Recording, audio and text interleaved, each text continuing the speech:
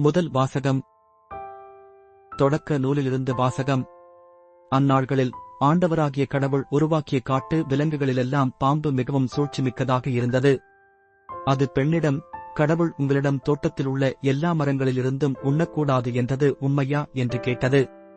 பெண் பாம்பிடம், தோட்டத்தில் இருக்கும் மரங்களின் பழங்களை நாங்கள் உண்ணலாம். ஆனால் தோட்டத்தின் நடுவில் உள்ள மரத்தின் கனியை மட்டும் நீங்கள் உண்ணக்கூடாது, அதைத் தொடவும் கூடாது, மீறினால் நீங்கள் சாவீர்கள் என்று கடவுள் சொன்னார் என்றாள். பாம்பு பெண்ணிடம், நீங்கள் சாகவே மாட்டீர்கள், ஏனெனில் நீங்கள் அதிலிருந்து உண்ணும் நாளில் உங்கள் கண்கள் திறக்கப்படும். நீங்கள் கடவுளைப் போல் நன்மை தீமையை அறிவீர்கள் என்பது கடவுளுக்குத் தெரியும் என்றது. அந்த மரம் உண்பதற்குச் சுவையானதாகவும் கண்களுக்கு களிப்பூட்டுவதாகவும் அறிவு பெறுவதற்கு விரும்பத்தக்கதாகவும் இருந்ததைக் கண்டு பெண் அதன் பழத்தை பறித்து உண்டாள். அதை தன்னுடன் இருந்த தன் கணவனுக்கும் கொடுத்தாள். அவனும் உண்டான். அப்பொழுது அவர்கள் இருவரின் கண்களும் திறக்கப்பட்டன, அவர்கள் தாங்கள் ஆடையின்றி இருப்பதை அறிந்தனர்.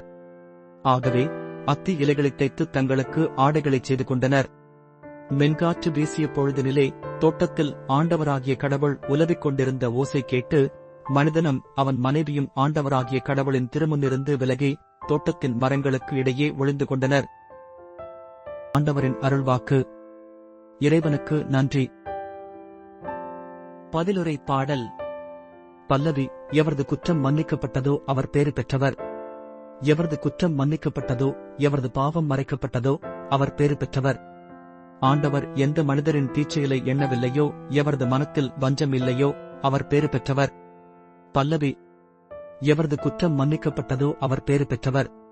என் பாவத்தை உம்மிடம் அறிக்கையிட்டேன், என் தீச்செயலை நான் மறைத்ததில்லை, ஆண்டவரிடம் என் குற்றங்களை ஒப்புக்கொள்வேன் என்று சொன்னேன். நீரும் என் நெருகேட்டையும் பாவத்தையும் போக்கினீர்.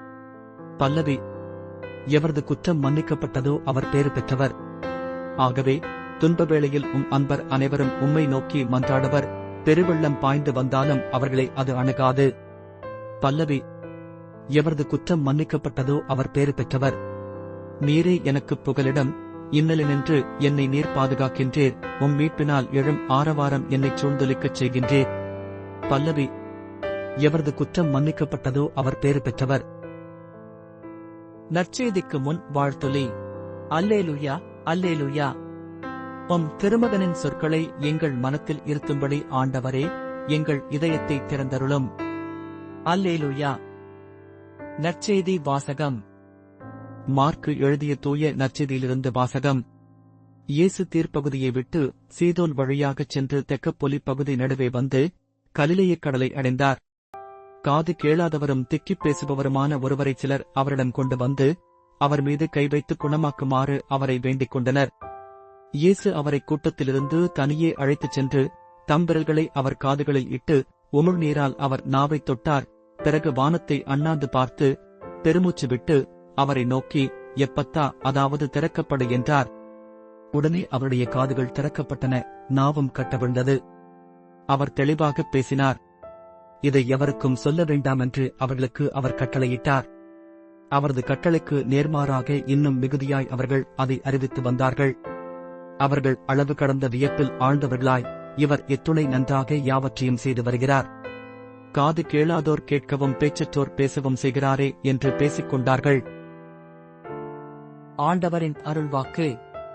கிறிஸ்துவே உமக்கு புகழ்.